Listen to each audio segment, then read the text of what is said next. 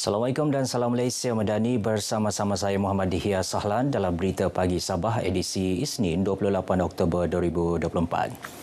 Kementerian Kesihatan KKM perlu menambah mesin hemodialisis di Hospital Sandakan. Ini bagi meringankan beban pesakit buah pinggang kurang berkemampuan untuk mendapatkan rawatan di pusat dialisis swasta.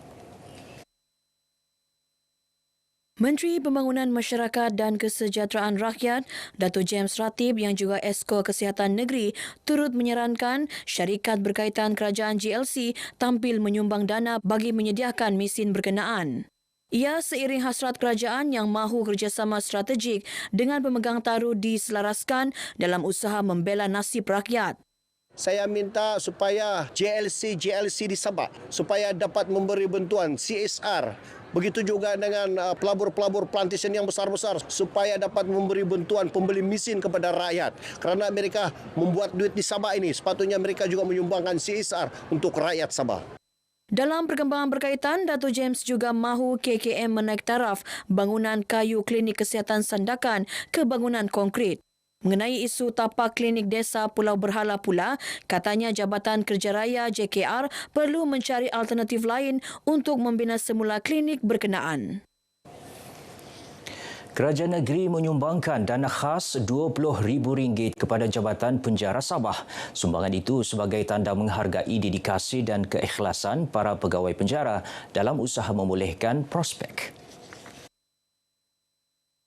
Menteri Kewangan Datuk Seri Panglima Masidi Manjun berkata, pemulihan prospek amat penting bagi menyediakan mereka kembali ke pangkuan masyarakat dan keluarga. Jadi sumbangan daripada kerajaan negeri sedikit sebanyak bukanlah banyak, tapi lebih sebagai menghargai dedikasi dan juga keikhlasan mereka untuk cuba memulih para prospek ataupun penghuni penjara ini supaya dapat keluar dan menjadi sebahagian daripada masyarakat yang berguna dan diterima secara terbuka. Sebagai cara bagi kita untuk menyokong usaha Jabatan Penjara dalam memulihkan mereka yang pernah menjadi penghuni institusi penjara kita lah. Sementara itu, Pengarah Penjara Negeri Sabah dan Wilayah Persekutuan Labuan, Nora Musa berkata, pihaknya sentiasa komited memulihkan prospek sekaligus memberi sumbangan positif kepada masyarakat. Di Jabatan Penjara sebenarnya dengan JPK kita berusaha sehabis baik untuk mempersijilkan semua perkara yang mereka buat. Sama ada di sektor pertanian, penghasilan produk makanan, iaitu sama juga dengan pertukangan kayu, penternakan. Kita cuba persijilkan semua mengikut NOS kebangsaan yang digariskan oleh JPK, Jabatan Pembangunan Kemahiran. Katanya ketika ini kira-kira 600 prospek layak dipertimbang untuk hukuman tahanan di rumah. Bagaimanapun katanya hukuman seumpama memerlukan sokongan padu daripada pihak keluarga prospek. Pelaksanaan program latihan Hikmat Negara PLKN 3.0 secara berperingkat yang akan bermula tahun depan disambut baik Kementerian Pendidikan Tinggi KPT. Timbalan Menterinya Datuk Mustafa Sakmud berkata KPT akan menyediakan keperluan bagi pelaksanaan program tersebut termasuk tenaga pakar. Jelasnya, pelaksanaan program berkenaan memberi banyak manfaat kepada golongan muda khususnya mahasiswa dari aspek disiplin, tanggungjawab dan rohani. Jadi kita mahu supaya generasi muda ini dapat diberikan pendedahan yang sebenarnya mengikut saluran rasmi supaya mereka boleh melihat tentang bagaimana kerjaan madani ini memberi manfaat kepada mereka, terutama dalam sudut pendidikan. Beliau yang juga ahli Parlimen Sepanggar ditemui media dalam program Semarak Maulidur Rasul peringkat Parlimen Sepanggar di Masjid Al-Munir, Kampung Darau Menggatal. Mengenai sambutan ini, Dato' Mustafa berkata ia akan dijadikan sebagai acara tahunan bagi kawasan Sepanggar. Penganjuran Rhythm of Kinabalu ROK berupaya menarik kehadiran lebih ramai pelancong ke Malaysia, khususnya Sabah. Acara tahunan itu menonjolkan keunikan budaya dan kesenian pelbagai kaum yang terdapat di Sabah.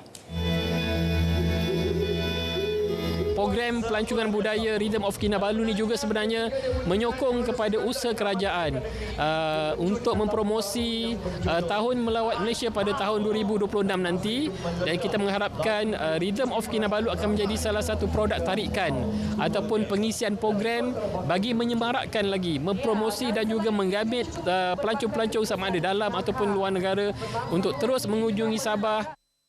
ROK 2024 yang berlangsung selama 3 hari dan berakhir semalam ini diisi dengan pelbagai pengisian menarik, antaranya bazar seni ROK, pameran kraft, bengkel muzik ROK, ROK Music Run dan interaksi seni budaya. Turut diadakan konsert Malam Gala 2024 yang menampilkan artis tempatan Sabah. Sabah terus menjadi pilihan utama sebagai lokasi aktiviti pemerhatian burung. Ia dapat dilihat menerusi penglibatan penggemar aktiviti itu dalam Festival Burung Borneo yang diadakan setiap tahun. Menurut Ketua Pegawai Eksekutif Lembaga Pelancongan Sabah, Julinus Jeffrey Jimit, BFF menarik kehadiran ramai pengunjung dalam dan luar negara sekaligus membantu meningkatkan lagi industri pelancongan negeri. Dalam masa sama, menjadi platform memperkenalkan keindahan semula jadi Sabah di mata dunia.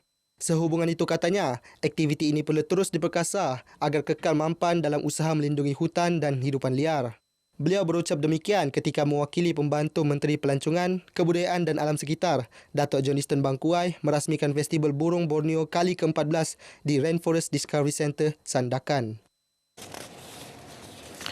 Kekurangan kemudahan fasiliti pembelajaran seperti Smart TV dan peranti menjadikan jurang pendigitalan pendidikan semakin ketara di sekolah rendah dan menengah luar bandar. Keadaan itu menyukarkan pengajaran dan pembelajaran yang dilaksanakan secara digital. Justru Presiden Parti Harapan Rakyat Sabah Harapan Rakyat Tan Sri Liew Yun Fah mahu peruntukan besar sebanyak 64.1 bilion ringgit diterima Kementerian Pendidikan KPM turut diagih kepada Sabah bagi menyelesaikan isu berkenaan dan penyelenggaraan sekolah daif. Contoh banyak sekolah-sekolah yang di peringkat sekolah rendah ke atau menengah ke, kalau tanah mereka masih di milik peladang atau sebaliknya, peruntukan itu akan dikurangkan ataupun hampir banyak yang tidak dapat. Sementara itu, Pengetua SMK Abaka Tawau, Adnan Marjuki berharap kelengkapan komputer dan Smart TV dapat disediakan untuk sekolah berkenaan. Jadi sekolah memerlukan satu sokongan dalam bentuk fasilitis. Contohnya kelengkapan-kelengkapan seperti komputer, TV untuk memenuhi hasrat pendigitalan dalam pendidikan. Sebab ada antaranya anak-anak yang di SMK Abaka ni, mereka ni dari dalam kalangan ibu bapa yang masih lagi kurang berkemampuan. Penganjuran acara sukan di Beaufort antara langkah tepat mempromosi keistimewaan daerah berkenaan. Justru penganjuran seumpama diharap dapat diteruskan dengan skala lebih besar dan melibatkan penyertaan antarabangsa. Adun Klias Datuk Isnin Aliasni menyatakan demikian ketika menyempurnakan perasmian kejohanan pimpong terbuka Beaufort Piala Datuk Isnin Haji Aliasni.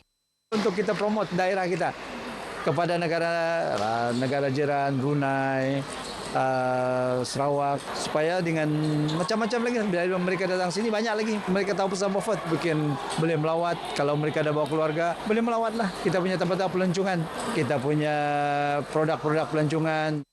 Kejohanan 2 hari ini menerima penyertaan 276 pemain dari Sabah, Sarawak dan Brunei Darussalam.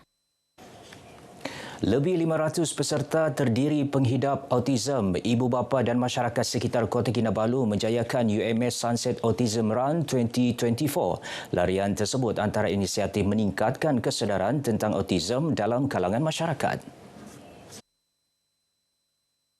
Ahli Parlimen Sepanggar Datuk Mustafa Sakmud menyatakan kesedaran itu penting agar dapat membina masyarakat yang saling memahami dan menerima antara sesama.